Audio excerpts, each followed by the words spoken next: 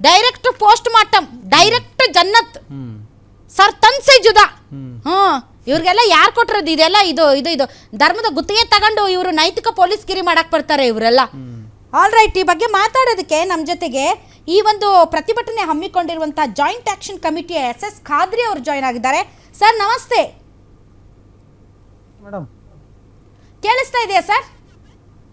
Madam ನಿಮ್ sound ಕೇಳಿಸ್ತಾ ಇದೆ, ವಿಜುವಲ್ಸ್ ಇಲ್ಲ, ವಿಡಿಯೋ ವಿಜುವಲ್ಸ್. ಪರವಾಗಿಲ್ಲ, ನಿಮ್ಗೇನ್ ಬೇಕಾಗಿಲ್ಲ ವಿಡಿಯೋ ವಿಜುವಲ್ಸ್, ಸೌಂಡ್ ಅಲ್ಲೇ ಮ್ಯಾನೇಜ್ ಮಾಡ್ಕೊಂಡ್ಬಿಡಿ. ಈಗ ನೀವು ಪ್ರತಿಭಟನೆಯನ್ನ ಹಮ್ಮಿಕೊಂಡಿದ್ದೀರಿ ವಿಜಯಪುರದ ಎಲ್ಲ 8 ಕ್ಷೇತ್ರಗಳಲ್ಲಿ.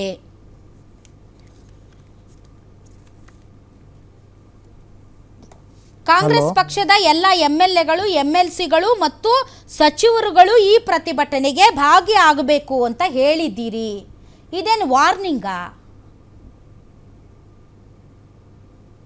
ಇದು ವಾರ್ನಿಂಗ್ ಅಲ್ಲ, ಇದು ತಮ್ಮ ಮಾಧ್ಯಮದ ಮುಖಾಂತರ ಇಡೀ ರಾಜ್ಯದ ಜನತೆಗೆ ನಾನು ಸ್ಪಷ್ಟಪಡಿಸೋದೇನಿದ್ರೆ ಅಂದ್ರೆ, ನಾವು ಈ ಕರ್ನಾಟಕ ರಾಜ್ಯದ ಅಲ್ಪಸಂಖ್ಯಾತರು 99% ವೋಟಿಂಗ್ ನಮ್ಮ ಮತ ಚಲಾವಣೆ ಪ್ಯೂರ್ಲಿ ಕಾಂಗ್ರೆಸ್ ಪಕ್ಷದ ಪರವಾಗಿ ನಾವು ಮಾಡಿದೀವಿ. ಅದಕ್ಕೆ ಸಾಕ್ಷಿಯಾಗಿ ಸ್ವತಃ ಈ ರಾಜ್ಯದ ಮುಖ್ಯಮಂತ್ರಿಗಳಾದ ಸನ್ಮಾನ್ಯ ಶ್ರೀ ಸಿದ್ದರಾಮಯ್ಯನವರು ಮತ್ತು DK ಶಿವಕುಮಾರ್ ಅವರು ಮತ್ತು ಇಡೀ ರಾಜ್ಯದ ಕಾಂಗ್ರೆಸ್ದ ಚುನಾಯಿತ ಎಲ್ಲ ಶಾಸಕರು ಅದನ್ನ ದೃಢೀಕರಿಸಿದ್ದಾರೆ. ಏನಪ್ಪಾ ಅಂತಂತಂದ್ರೆ 99% ಮುಸಲ್ಮಾನ್ ಸಮಾಜ ಕಾಂಗ್ರೆಸ್ ಬೆನ್ನಿಗೆ ನಿಂತು ಚುನಾವಣೆಯಲ್ಲಿ ನಮ್ಗ ಸಹಾಯ ಮಾಡಿದ್ದಾರೆ. ಚುನಾವಣೆಯಲ್ಲಿ ಪ್ರಜಾಪ್ರಭುತ್ವದ ಮೇಡಮ್ ತಮ್ಗ ಒಂದ್ ಮಿನಿಟ್ ತಗೋತೀನಿ, ನಾವು ಡೋಂಟ್ ಇಂಟರಪ್ಟ್ ಮೀ. ಚುನಾವಣೆ ಪ್ರಕ್ರಿಯೆ ಎದಕ್ಕಿದೆ ಈ ರಾಜ್ಯ ಈ ರಾಷ್ಟ್ರದಲ್ಲಿ ಅಂತಂತಂದ್ರೆ, ಬಾಬಾ ಸಾಹೇಬ್ ಭೀಮರಾವ್ ಅಂಬೇಡ್ಕರ್ ಅವರು ರಚಿಸಿದ್ದು ಸಂವಿಧಾನದ ಅಡಿಯಲ್ಲಿ ಸರ್ಕಾರ ಯಾವ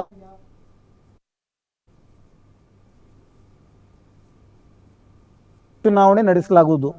ಆ ಚುನಾವಣೆಯಲ್ಲಿ ಆರಿಸಿ ಬಂದಿದ್ದ ಪೊಲಿಟಿಕಲ್ ಪಾರ್ಟಿ ಮೆಜಾರಿಟಿ ಮೇಲೆ ತಮ್ಮ ಸರ್ಕಾರವನ್ನು ರಚನೆ ಮಾಡುತ್ತಾರೆ. ಅದರಂತೆ ಯಾವಾಗ ಈ ಅಲ್ಪಸಂಖ್ಯಾತರ ಸಮಾಜದ ಬೆಂಬಲವನ್ನು ಪಡೆದುಕೊಂಡು ಕರ್ನಾಟಕ ರಾಜ್ಯದಲ್ಲಿ ಕಾಂಗ್ರೆಸ್ ಪಕ್ಷದ ಸರ್ಕಾರ ರಚನೆ ಆಗಿದೆ. ಮತ್ತು ಇಂಥ ಕಾಂಗ್ರೆಸ್ ಸರ್ಕಾರದಲ್ಲಿ ಕಾಂಗ್ರೆಸ್ ಗೌರ್ಮೆಂಟ್ ನಲ್ಲಿ ಕರ್ನಾಟಕ ರಾಜ್ಯದಲ್ಲಿ ಅಲ್ಪಸಂಖ್ಯಾತರದ ಪವಿತ್ರ ಪ್ರವಾದಿ ಮೊಹಮ್ಮದ್ ಸಲ್ಲಲ್ಲಾಹು ಅಲೈಹಿ ವಸಲ್ಲಂ ಈ ರಾಜ್ಯಕ್ಕೆ, ಈ ರಾಷ್ಟ್ರಕ್ಕೆ, ಈ ಜಗತ್ತಿಗೆ ಎಲ್ಲ ಮಾನವ ಕುಲಕ್ಕೆ ಅವ್ರು ರಹಮತುಲಿಲ್ ಆಲಮೀನ್ ಅಂತಾರೆ ನಮ್ಮಲ್ಲಿ. ಅಂದ್ರೆ he is a blessers to mankind, not only for Muslims, not only for Hindus, not only for Christ. He is a mankind. ಅಂತ ಒಬ್ಬ ಪ್ರವಾದಿ ಮೊಹಮ್ಮದ್ ಬಗ್ಗೆ ಅವಹೇಳನಕಾರಿ ಮಾತನಾಡಲಿಕ್ಕೆ ಒಬ್ಬ ಶಾಸಕ. ಕಾನೂನಿನಡಿಯಲ್ಲಿ ಕಾನೂನು ಹೋರಾಟಕ್ಕೆ ಆಸ್ಪದ ಇದೆ, ತಾವು ಕಾನೂನು ಹೋರಾಟ ಮಾಡಬಹುದು. ಈಗ ನೀವು ಮುಸಲ್ಮಾನರು ನಾವು 99.9% ಮತ ಹಾಕಿದ್ದೀವಿ, ಹೀಗಾಗಿ ಕಾಂಗ್ರೆಸ್ ನಾಯಕರೆಲ್ಲ ಪ್ರತಿಭಟನೆಯಲ್ಲಿ ಭಾಗವಹಿಸಬೇಕು ಅಂದ್ರೆ ನಮ್ಮ ರಕ್ಷಣೆಗೆ ಬರಬೇಕಾಗಿದೆ, ಮಾತ್ರನೇ ಗೆದ್ದಿದಾರ ಸರ್? ಹಾಗಾದ್ರೆ ಹಿಂದೂಗಳು ಓಟ್ ಹಾಕಿಲ್ವಾ? ಹಿಂದೂಗಳು ಓಟ್ ಹಾಕಿಲ್ವಾ? ದಲಿತರು ಓಟ್ ಹಾಕಿಲ್ವಾ? ಹೇಳಿ, ಓಟ್ ಹಾಕಿದಾರ ಓಟ್ ಹಾಕಿಲ್ವಾ?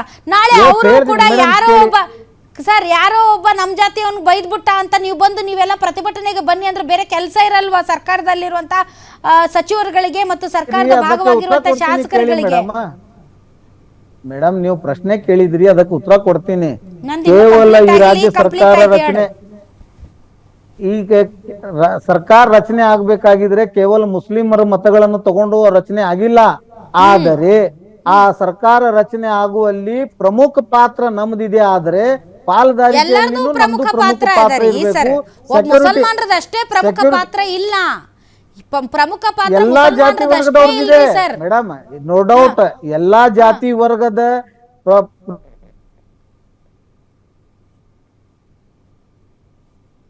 ಸರ್ಕಾರ ಅಲ್ಪಸಂಖ್ಯಾತ ದೀನ ದಲಿತರ ಪರವಾಗಿ ಸರ್ಕಾರ ಇದೆ ಅಂತ ಘಂಟಾಘೋಷವಾಗಿ ಕಾಂಗ್ರೆಸ್ ಸರ್ಕಾರದ ಪ್ರಣಾಳಿಕೆ ಹೇಳ್ತದೆ. ಆದ್ರೆ ಬಿಜೆಪಿ ಪಾರ್ಟಿಯವರು ಸ್ಟೇಟ್ ಅವೇ ಅವರು ಕಮ್ಯುನಲ್ ಪಾರ್ಟಿ ಇದೆ ಅಂತ ಅವ್ರು ತಮ್ಮ ಪಾರ್ಟಿದ ಪ್ರಣಾಳಿಕೆಯಲ್ಲೇ ಸ್ಪಷ್ಟ ಮಾಡಿದ್ದಾರೆ. ಅವರು ನಾವು ಒಂದು ಜಾತಿ ಸಮಾಜಕ್ಕೆ ಸೀಮಿತ. ಆದರೆ ಹೌದು, ಬಸನಗೌಡ ಪಾಟೀಲ್ ಯತ್ನಾಳದ ಹರಿಬಿಟ್ಟು ನಾಲ್ಗಿಗೆ ಕಡಿವಾಣ ಹಾಕಲಿಕ್ಕಾಗಿ ನಮ್ದು ಹೋರಾಟ ಇದೆ. ಹಾಗಾಗಿ ನಾವು ಈ ಜಿಲ್ಲೆಗೆ, ಬಿಜಾಪುರ ಜಿಲ್ಲೆಯ ಸಮಸ್ತ ಅಲ್ಪಸಂಖ್ಯಾತ ಮುಸ್ಲಿಂ ಬಾಂಧವರು 8 ಮತಕ್ಷೇತ್ರದಲ್ಲಿ ಪ್ರತಿಯೊಬ್ಬ ಶಾಸಕರು ಕಾಂಗ್ರೆಸ್ ದಿಂದ ಏನು ಅಭ್ಯರ್ಥಿಗಳು ಆಗಿದ್ರು ಅವರಿಗೆ ಹಂಗ ತರದು ನಾವು ಬೆಂಬಲ ಸೂಚಿಸಿದೀವಿ. ಈ ವೇಳೆಯಲ್ಲಿ ಒಬ್ಬ ಜನತಾ ಪಕ್ಷದ ಉಚ್ಚಾಟಿತ ನಗರ ಶಾಸಕ ಬಸನಗೌಡ ಪಾಟೀಲ್ ಯತ್ನಾಳದ ಅವಹೇಳನಕಾರಿ ಮಾತನಾಡಿದ್ದನ್ನು ಖಂಡಿಸಿ ಈ ಮಾತು ಅನ್ಪಾರ್ಲಿಮೆಂಟರಿ ಖಂಡಿಸಿ ಇದೆ, ನೀವು ಮೆರವಣಿಗೆ ಮಾಡಿದ ಅನ್ಕಾನ್ಸ್ಟಿಟ್ಯೂಷನಲ್ ಇದೆ ತಕ್ಷಣನೇ ಅಂತ. ಅಲ್ಲ ಸರ್, ನೀವು ಖಂಡಿಸಿ ಮೆರವಣಿಗೆ ಮಾಡಿದ ತಕ್ಷಣನೇ ಏನಾಗ್ಬಿಡುತ್ತೆ? ಸುಮ್ನಾಗ್ಬಿಡ್ತಾರ ಯತ್ನಾಳ್ ಅವರು? ಏನಿಲ್ಲ. ನಾಳೆ ಮಾತಾಡಲ್ವಾ? ಕಾನೂನು ಹೋರಾಟ ಮಾಡಿ. ಕಾನೂನು ಹೋರಾಟ ಪ್ರತಿಭಟನಾ ಮಾಡುವುದು ಒಂದು ಕಾನೂನು ಹೋರಾಟ ಮೇಡಮ್. ಈ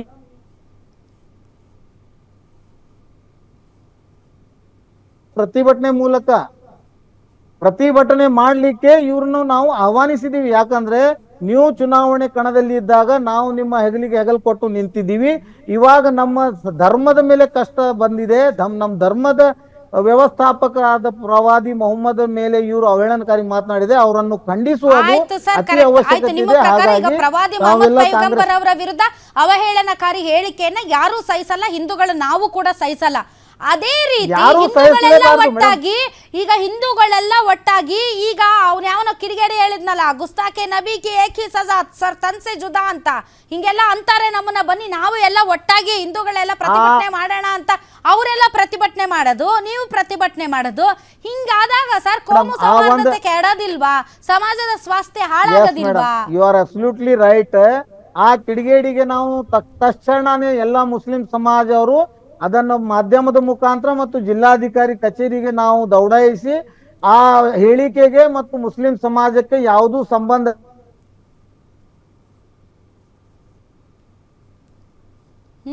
ಈ ಹೋರಾಟ ಸ್ಪೆಸಿಫಿಕ್ ಹೋರಾಟ ಯಾವ ಜಾತಿ ಧರ್ಮ ಜಾತಿ ಜನಾಂಗ ವ್ಯವಸ್ಥೆಗೆ ವಿರುದ್ಧ ಅಲ್ಲೇ ಅಲ್ಲ, ಇದು ಉಚ್ಚಾಟಿತ ನಗರ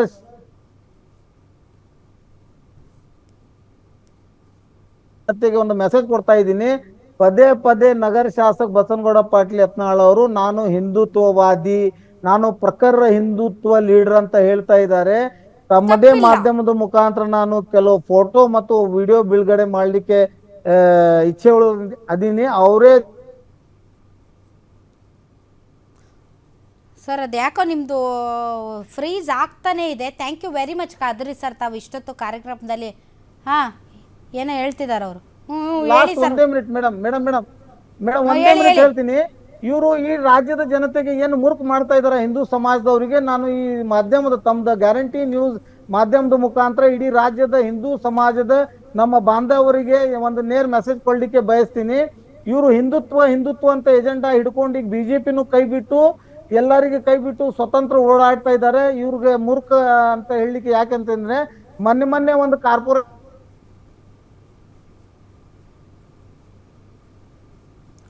ಯಾಕೋ ನಿಮ್ಮ ವಾಯ್ಸ್ ಹಿಂದೂ ಸಮಾಜದ ಬಾಂಧವರಿಗೆ ಮಳ್ ಮಾಡ್ಲಿಕ್ಕೆ ಹೇಳ್ತಿದ್ರು, ಗಡ್ಡ ಟೊಪ್ಗಿ ಬಿಟ್ಟವರು ನನ್ನ ಕಚೇರಿಗೆ ಬರಬಾರ್ದು ಅಂತ ಹೇಳ್ತಿದ್ರು. ಇವತ್ತು ಅದೇ ಗಡ್ಡ ಬಿಟ್ಟಿದ್ದು ಒಂದು ಕಾರ್ಪೊರೇಟರ್, ಅದೇ ಬುರ್ಕಾ ಹಾಕೊಂಡಿದ್ದು ಒಂದು ಹೆಣ್ಮಗಳ ಕಾರ್ಪೊರೇಟರ್ ತಗೊಂಡು ಬಿಜೆಪಿ ಮೆಜಾರಿಟಿ ಮಾಡ್ಕೊಂಡು ಬಿಜೆಪಿ